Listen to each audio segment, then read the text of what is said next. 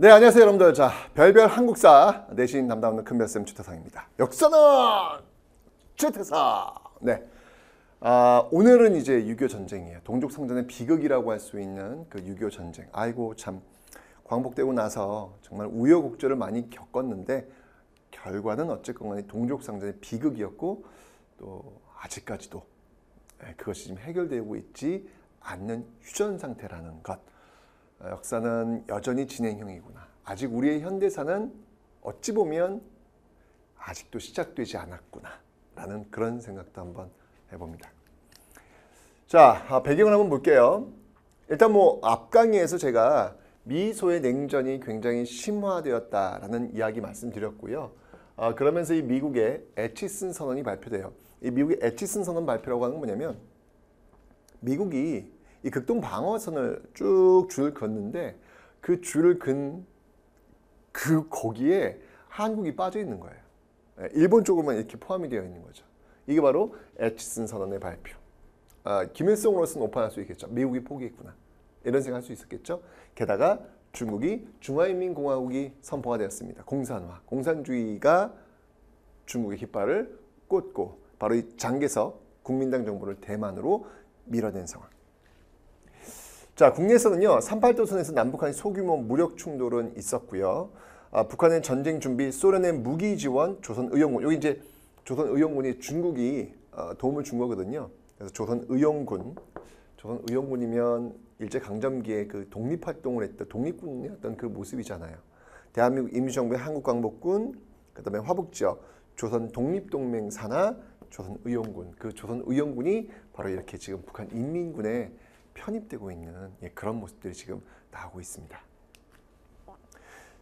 6월 25일 북한군의 전면적 남침에 의해서 발발되었습니다. 전개를 보면요. 자, 일단 여러분들 이 6.25 전쟁의 전개에서 제일 중요한 포인트가 있어요. 그 포인트를 잘 잡으셔야 돼요. 뭐였냐면, 중국의 개입 이전과 이후를 명확히 나누셔야 합니다. 중국의 개입 이전과 이후를 명확히 나누셔야 돼요. 중국이 개입한 이전에 어떤 일들이 있었으며 중국이 개입한 이후에는 어떤 일들이 있었는지, 이 구분이 가장 중요합니다. 자, 북한군이요 3일 만에 서울을 점령했고요. 쭉 밀고 내려오는 거예요. 낙동강 유역까지 후퇴를 하죠.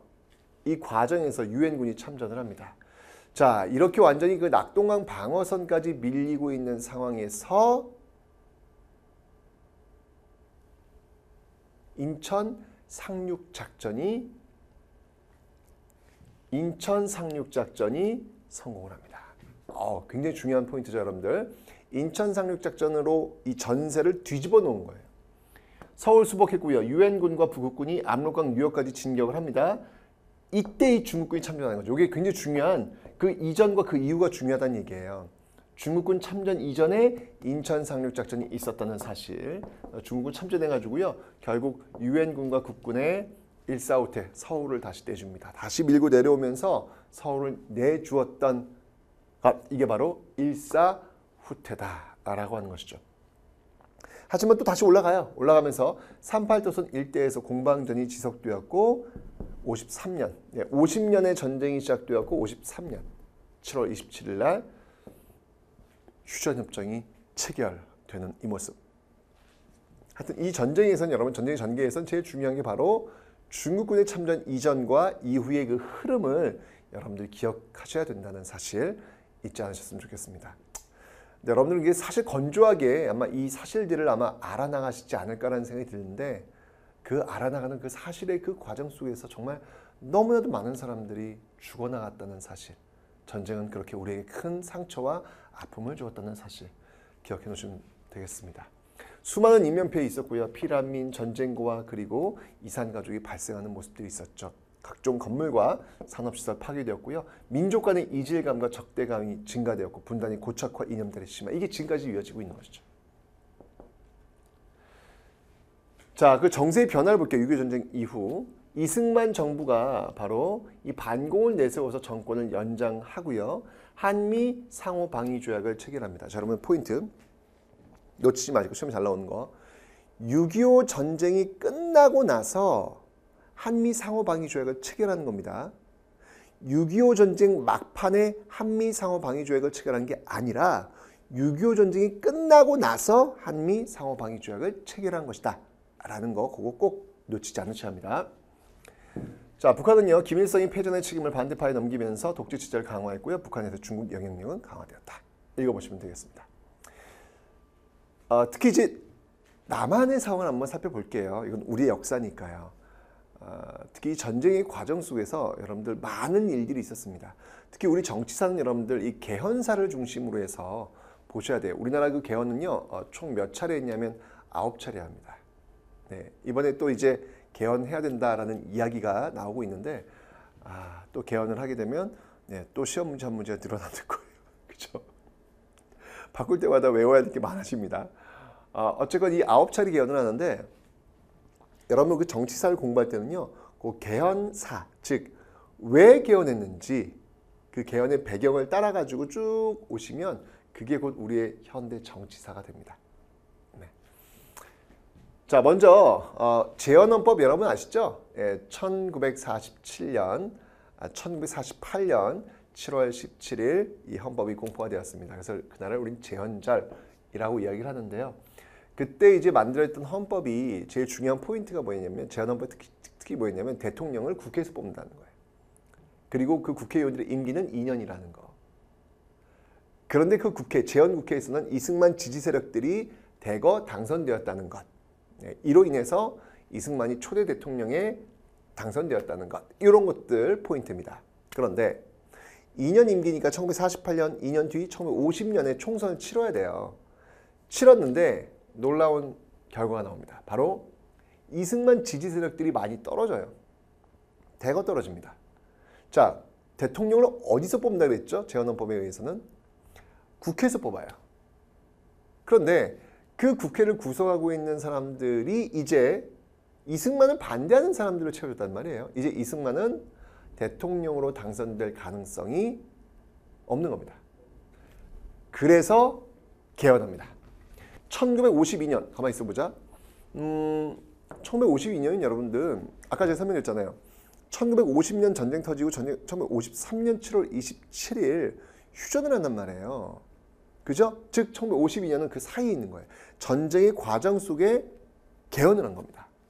자, 그 개헌의 이름을 우리는 뭐라고 하냐면 발췌개헌이라고 그래요. 발췌. 이렇게 뽑았다. 발췌했다.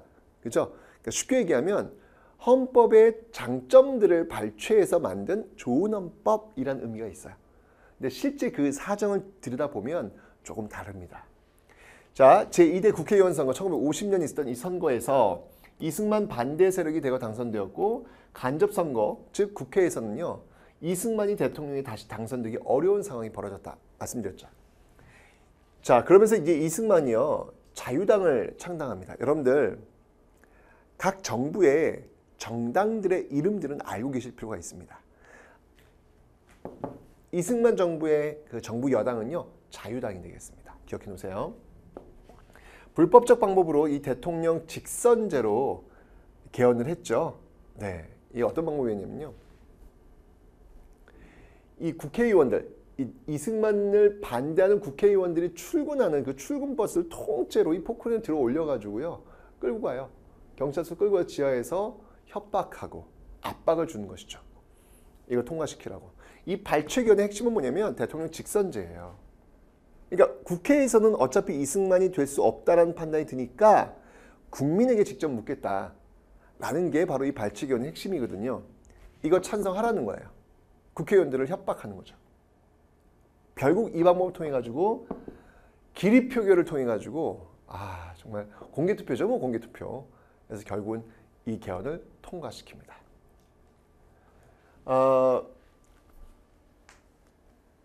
결국 대통령 직선제, 그러니까 이거예요. 그럼 여러분 질문이 있겠죠. 아니 그러면 국회에서 대통령을 안 뽑을 거면 국민들도 안 뽑을 거 아닌가요? 라고 판단하는데 이때가 지금 언제냐면 전쟁 시기라고요. 전쟁 시기. 전쟁 중엔 장수를 바꾸지 않는다. 이게 통할 거 아닙니까 여러분들? 불안할 거 아니에요. 어떻게 대통령을 바꿔요? 쉽지 않죠. 그런 판단은요. 결국 통해가지고 결국 이런 발췌개헌을 통해서 이게 바로 1차 개헌이에요.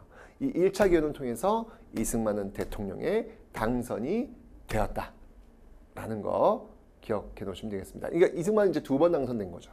그죠? 자, 그런데 2번 됐으니까 된 거예요. 더 이상 할 수가 없어요. 1954년에 또 개헌을 해요. 왜?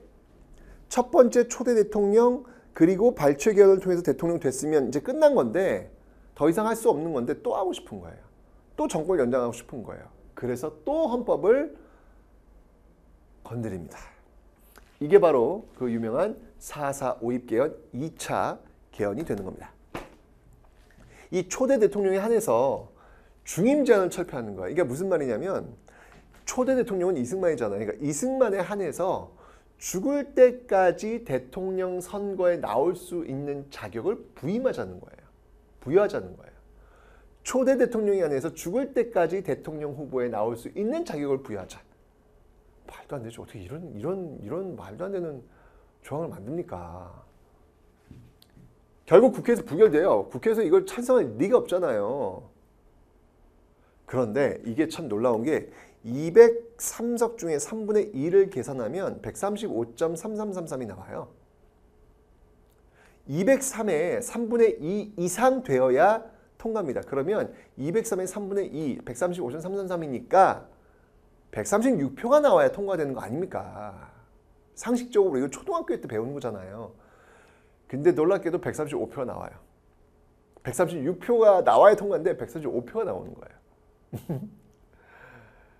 결국 부결되는 겁니다. 부결돼 135표니까 부결이잖아요. 그런데 이게 웬일? 어디 모 대학의 교수가 짜잔 나타나더니 4.4 오입의 원칙을 들이댑니다. 4.4 오입 이거 뭐냐면 반올림이에요. 반올림. 반올림과 버림. 4 이하는 죽이고 5 이상은 올린다라고 하는 그 반올림과 버림의 법칙. 135.333에서 사람은 원래 1이기 때문에 0.3이라고 하는 건 존재하지 않는다. 0.3은 반올림 내림 법칙에 의해서 0.3은 5 이상이 아니니까 버린다. 즉 203의 3분의 2 이상은 136이 아니라 135다라는 회개한 논리를 들이대면서 결국 부결된 걸 다시 통과시킵니다. 이게 바로 4.4 오입 개헌이에요. 아, 대박이죠. 이 개헌을 통해서 또 이승만은 대통령에 당선이 되는 겁니다. 자, 그러면서 여러분들 이 이승만은 이렇게 선거를 하면서요. 1956년 대선에서 또 되는데 그때 이 야당 바람이 굉장히 거세거든요. 그 야당 대통령 후보였던 신익희가 그때 죽어요. 예, 죽게 되면서 압승을 할 줄 알았는데 그때 무소속으로 나온 조병옥이라는 인물이 있어요. 아니 그 진보당 그 조봉암이라는 사람이 있어요. 이 조봉암이라는 사람이 표를 굉장히 많이 받아요. 이러면서 야 이제 이 대통령 선거로도 쉽지 않겠구나라는 판단이 들면서 자신의 라이벌인 이 조봉암을 이승만 정부는 제거하는 작전에 돌입합니다. 이게 바로 그 유명한 진보당 사건이라는 것이죠. 반공을 내세워 진보 세력을 탄압합니다. 조봉암을 간첩 혐의로 사형시킨 거예요. 그래서 결국 진보당을 해산시키고요. 사회통제를 강화합니다. 국가보안법, 신국가보안법, 그 다음에 정부의 비판적인 경향신문을 폐간시키면서 완전히 틀어주는 이런 모습들. 그러니까 무리수 자꾸 두는 거예요. 발췌 개헌을 통해서 국회의원들을 압박해가지고 대통령 직선제를 쟁취했어요. 그런데 이번에는 또 4.4 오입 개헌이라는 말도 안 되는 논리를 들이대면서 결국 초대 대통령 이승만에 한해서는 죽을 때까지 대통령 선거에 나올 수 있도록 자기가 만들어놨어요. 그런데 그 대통령 선거에서 크게 당한 거지. 압승이 안 된 거지. 이러면서 자신의 라이벌들을 죽이고 그리고 독재 체제를 강화하는 그 무리수를 계속해서 두고 있는 겁니다. 권력이라고 하는 것들을 이렇게 쥐었을 때 놓을 줄도 알아야 되는데 놓지 않게 되면 비극이 벌어져요. 자, 어쨌건 이 전후복구 노력, 산업 부흥과 국민경제 안정을 도모하기 위한 목적으로 정부 보유의 어떤 귀속 재산을 민간에 판매하는데요. 큰 성과는 거두지 못합니다. 자, 주로 이승만 정부의 그 경제는요. 원조예요. 미국의 원조입니다. 미국의 잉여 농산물을 원조 받는데요. 밀가루, 설탕면화. 자, 밀가루, 설탕면화의 특징이 있죠. 모두 다 하얗다라는 거예요. 하얗다라는 거. 자, 그러면서 이 세계가 하얗다 300산업이 이때 발달하게 되면서요. 국내 농산물 가격은 폭락하고요. 농촌 실업은 증가합니다. 미국에 대한 경제 의존도가 또 심화되는 것이죠. 뭐 이건 가면 가는데 어쨌건 이런 어떤 무상 원조가 50년대 후반, 58년 되면요. 미국의 원조액이 급감하고 유상 원조로 바뀌어요. 유상 차관으로 바뀌어요. 이러면서 경기 불황이 초래되었고 그러니까 미국에 의지하는 게 너무 오래되다 보니까 이게 딱 끊기니까 굉장히 힘들어지는 거죠. 그때가 1950년대 말이에요. 1950년대 말이면 정치적으로도 국가 독재 체제를 강화했던 어떤 그런 무리수를 두었던 시기. 이게 맞물려 들어가는 경제적으로는 어렵죠. 정치적으로는 독재 체제가 되고 있죠. 이러니까 결국 터지게 되는 겁니다. 정년처럼 한번 읽어보시면 되고요. 그 터진 사건이 바로 4.19 혁명. 이 4.19 혁명을 통해서 결국 이승만 정부는 무너지게 되더라 라는 것이죠. 다음 시간에 여러분들 바로 이 4.19 혁명에 대해서 한번 살펴보는 시간을 갖도록 하겠습니다.